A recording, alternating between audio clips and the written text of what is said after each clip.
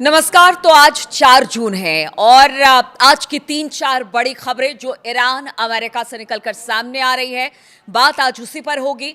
तो ईरान ने धमकी दी है कि बेरूत पर कोई भी हमला इलाके में फिर से युद्ध को शुरू कर सकता है और ईरान ने एक बार फिर से चेताया है। ईरान के विदेश मंत्री ने कहा कि तेहरान ने साफ कर दिया कि लेबनान की राजधानी पर किसी भी हमले की स्थिति में वो चुप नहीं बैठेगा।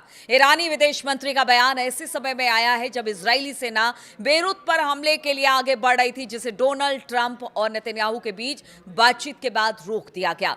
लेबनान के अल मायादीन टीवी से बात करते हुए आरक्षी ने बताया कि इजरायल ने जब बेरूत पर हमला करने की धमकी के बाद ईरान ने निर्णायक रुख अपनाया था। उन्होंने कहा कि तेहरान ने संभावित जवाबी हमले के लिए अपनी सेनाओं को पूरी तरह अलर्ट पर रखा हुआ था। ईरान ने जोर देकर कहा है कि पश्चिम एशिया में युद्ध को खत्म करने के लिए कोई भी समझौता तभी संभव है जब उसमें सभी मोर्चों पर लड़ाई खत्म हो।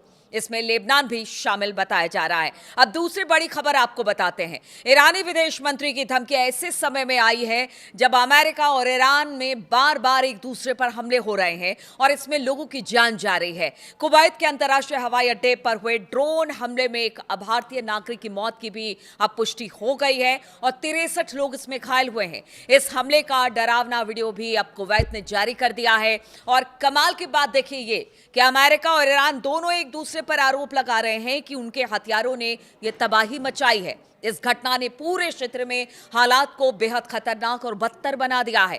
लगातार अब गहरा तनाव इसे लेकर बनता चला जा रहा है। अमेरिका की सेंट्रल कमांड यानी सेंटकॉम के मुताबिक ईरान के दावों को पूरी तरह से खारिज किया है और कहा है कि कुवैत हवाई अड्डे पर हुई तबाही के लिए ईरान जिम्मेदार है। सेंटकॉम ने कहा कि ईरान का यह दावा कि धमाका अमेरिकी मिसाइल इंटरसेप्टर की वजह से हुआ पूरी तरह से गलत है।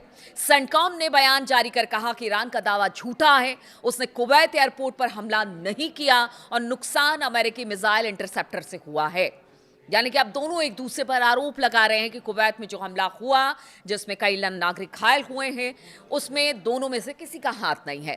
ईरान के इस्लामिक रिवोल्यूशनरी गार्ड कॉर्प्स यानी आईआरजीसी ने भी आरोपों को खारिज कर दिया है।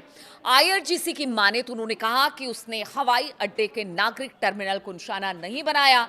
ईरान के तस्नीम न्यूज एजेंसी के अनुसार आईआरजीसी ने कहा कि उनकी जांच में यह पाया गया कि उन्होंने हवाई अड्डे पर हमला नहीं किया बल्कि अमेरिकी पैट्रियट एयर डिफेंस मिसाइल लक्ष्य को रोकने में असफल होकर टर्मिनल से टकराई और फिर इससे जो नुकसान हुआ वो सबने देखा, क्योंकि जो वीडियो सामने आया है, कुवैत ने जो वीडियो जारी किया है उसमें एक बड़ा धमाका होता हुआ दिखाई दे रहा है और ईरान का कहना है कि ये अमेरिका की वजह से हुआ है। अब आपको बता दें कि इस हमले से हवाई अड्डों को भारी नुकसान हुआ है, उसे कुछ समय के लिए बंद करना पड़ा है। कुवैती अधिकारियों ने पुष्टि की है कि इस हमले में एक भारतीय नागरिक की मौत हुई है और 63 लोग घायल हुए हैं। यह हमला स्थानीय परिवहन व्यवस्था के लिए भी एक बड़ा झटका है। यानी जो आने जाने की दिक्कत जो होगी वो अलग, क्योंकि इसे थोड़े दिन के लिए बंद किया गया रिपेयर के लिए। यह हवाई अड्डा पहले भी कई बार युद्ध के दौरान निशाना बनाया जा चुका है और हाल ही में 1 जून को ही यह पूरी तरह से सामान्य संचालन यहां पर शुरू हुआ था और देखे 3 जून आते आते एक बार फिर से यहां पर हमला हुआ है। कुवैत के रक्षा मंत्रालय ने कहा कि हमले में 30 बैलिस्टिक मिसाइलें ड्रोन का इस्तेमाल किया गया। उसने इसे ईरान की भयानक आक्रामकता बताया है जिसमें हवाई अड्डे से इमारत को भारी नुकसान हुआ। ईरान ने कहा कि वो अमेरिका के ठिकानों पर अपने हमले इसलिए कर रहा है क्योंकि कुवैत और बहरीन ने अमेरिकी सेना को अपने इलाके का इस्तेमाल करने दिया। ईरान का आरोप है कि इन्हीं ठिकानों से उसके तेल टैंकर और केशरम द्वीप पर हमले किए गए हैं। एक और खबर इस बीच आ रही है कि देखिए जो उसका डिस्ट्रॉयर था अमेरिका का, उसको भी ईरान ने निशाना बनाया है और भारी नुकसान हुआ है। तो हमले के बीच में आप देख रहे हैं किस तरह से एक दूसरे पर आरोप प्रत्यारोप चल रहा है। यहां पर शांति वार्ता तो चल रही है लेकिन वो शांति वार्ता खटाई में पड़ती नजर आ रही है। बातचीत रुक गई है लेकिन बातचीत खत्म नहीं हुई है, ऐसा अब्बास अराक्ची ने भी कहा है। लेकिन युद्ध की स्थिति बनती दिखाई दे रही है। ईरान युद्ध के बीच राष्ट्रपति डोनाल्ड ट्रंप के लिए भी अब एक बड़ी खबर सामने आई है। ये तीसरी बड़ी खबर है। यहां पर अगर डोनाल्ड ट्रंप की बात की जाए तो उन्हें बड़ा राजनीतिक झटका लगा है। संसद के अंदर यानी कि अमेरिकी संसद के अंदर उनकी ही पार्टी के लोग अब बागी हो गए हैं। अमेरिका की प्रतिनिधि सभा हाउस ऑफ रिप्रेजेंटेटिव ने प्रस्ताव पास किया है जो अमेरिकी सैनिकों को ईरान युद्ध से वापस बुलाने की बात करता है। अभी के लिए भले ये कदम प्रतीकात्मक है, लेकिन इसमें ट्रंप की मुश्किलें बढ़ गई हैं। ट्रंप की अपनी पार्टी यानी कि रिपब्लिकन पार्टी के कुछ सांसद भी विपक्षी डेमोक्रेट्स के साथ नजर आए हैं। इससे संकेत मिलता है कि ट्रंप की युद्ध नीति पर अब सवाल उठ रहे हैं और ये सवाल अब से नहीं, जब से युद्ध शुरू हुए हैं तब से उठ रहे हैं। अमेरिकी प्रतिनिधि सभा ने बुधवार को एक प्रस्ताव पास किया जिसमें अमेरिकी सैनिकों को ईरान युद्ध से वापस बुलाने का आदेश दिया गया। ट्रंप की रिपब्लिकन पार्टी ने के जो 4 सांसद थे वो डेमोक्रेट्स के साथ मिलकर इस प्रस्ताव का समर्थन किया। यह प्रस्ताव 215 और 208 में पास हुआ और अब ये सीनेट में जाएगा, लेकिन अंत में इसे राष्ट्रपति के वीटो का सामना करना पड़ेगा, यानी कि ट्रंप के एक वोट से ये प्रस्ताव गिर जाएगा। लेकिन आप समझिए, अगर ये प्रस्ताव आया है तो मन में जरूर जो कांग्रेस है वहां की, उसके मन में ये जरूर है कि जो कर रहे हैं डोनाल्ड ट्रंप वो ठीक नहीं कर रहे हैं। डेमोक्रेट्स के विदेशी मामलों की समिति ने एक्स पर एक पोस्ट किया है और लिखा कि ये डोनाल्ड ट्रंप को अमेरिकी जनता की तरफ से एक साफ और जोरदार संदेश है कि अब ईरान में उनकी बहुत अलोकप्रिय और गैर कानूनी युद्ध को खत्म करने का समय आ गया है। यानी कि अब अमेरिका और खास तौर पर डोनाल्ड ट्रंप को ये जो लड़ाई है ईरान के खिलाफ उन्होंने छेड़ रखी है उसे बंद करना पड़ेगा।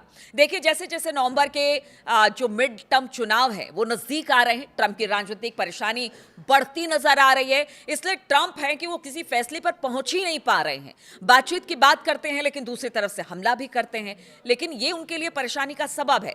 किसी भी अमेरिकी सरकार को जंग शुरू करने के 60 दिन के भीतर भीतर संसद की मंजूरी लेनी होती है, लेकिन ट्रंप की बात की जाए तो ट्रंप सरकार यही काम नहीं कर रही है। उनका कहना है कि ईरान के खिलाफ युद्ध तो पहले खत्म हो चुका है, जबकि सच्चाई यह है कि दोनों पक्षों के बीच अभी भी हमले हो रहे हैं और शांति वार्ता में कोई बड़ी प्रगति दिखाई नहीं दे रही है। यानी जस की तस स्थिति बनी हुई है, बातचीत आगे नहीं बढ़ रही है। लेकिन अमेरिका है कि कह रहा है कि युद्ध खत्म हो गया। युद्ध कैसे खत्म हो गया? रोजाना हमले हो रहे हैं। अमेरिका के डिस्ट्रॉयर को निशाना बनाया गया है, इधर उसके बेसिस को निशाना बनाया जाता है, उधर अमेरिका कहता है कि उनकी तरफ ईरान का जहाज आ रहा था, वो हमले कर रहे हैं। तो इसको क्या माना जाए? अब देखिए, अमेरिकी हमलों से पहले अब बात करते हैं चौथी बड़ी खबर की। तो ये सब तो अपनी जगह स्थितियां अभी भी बिगड़ी हुई हैं, लेकिन खबर ये आ रही है कि अमेरिकी हमलों में पहले दिन जान गंवाने वाले ईरान के पूर्व supreme leader Ayatollah Ali Khamenei के लिए 3 दिन के अंतिम संस्कार का कार्यक्रम अब उसकी घोषणा कर दी गई है। देखिए, 3 महीना गुजर गया है और अयातुल्ला अली खामनेई साहब के जनाजे को लेकर अब जो बड़ी खबर आ रही है, ईरानी सरकारी मीडिया के अनुसार जनाजे में करीब 2 करोड़ लोगों के शामिल होने की उम्मीद है। और इतना वक्त क्यों लगा वो भी आपको बताते हैं।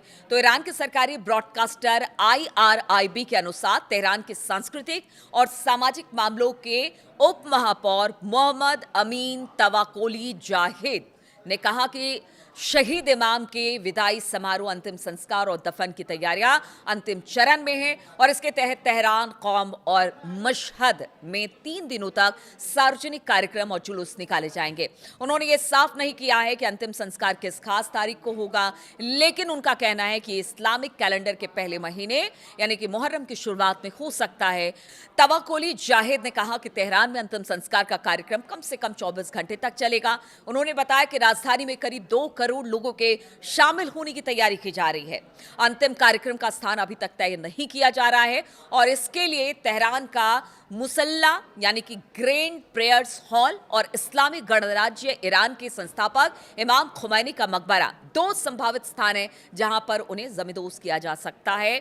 लेकिन जो बड़ी खबरें यही हैं कि हमले लगातार हो रहे हैं, स्थिति अब भी बद से बदतर है। अब देखना होगा कि जब अली खामनेई साहब को उनको सुपुर्दे खाक किया जाता है तो उस वक्त किस तरह का इमोशन देखने को ईरान में मिलता है, क्योंकि ईरान की जनता लगातार सरकार के साथ है या फिर कह लीजिए कि IRGC के साथ है और वो सड़कों पर मतलब समय समय पर उतरती रही है। और सपोर्ट करती रही है कि ये लड़ाई आगे भी जारी रहेगी जब तक अमेरिका पीछे नहीं हटता है। तो अब इंतजार उस वक्त का, उस लम्हे का भी होगा जब अली खामनेई साहब को सुपुर्द खाक किया जाएगा, और साथ ही साथ जिस तरह के हमले हो रहे हैं, कहीं ये छोटे छोटे हमले किसी बड़े युद्ध में फिर से तब्दील ना हो जाए, और इधर ट्रंप की मुश्किलें हैं कि कम होने का नाम नहीं ले रही है। इन तमाम खबरों पर मेरी नजर बनी रहेगी। बहुत बहुत शुक्रिया आप सभी का मेरे साथ इस वीडियो में शामिल होने के लिए।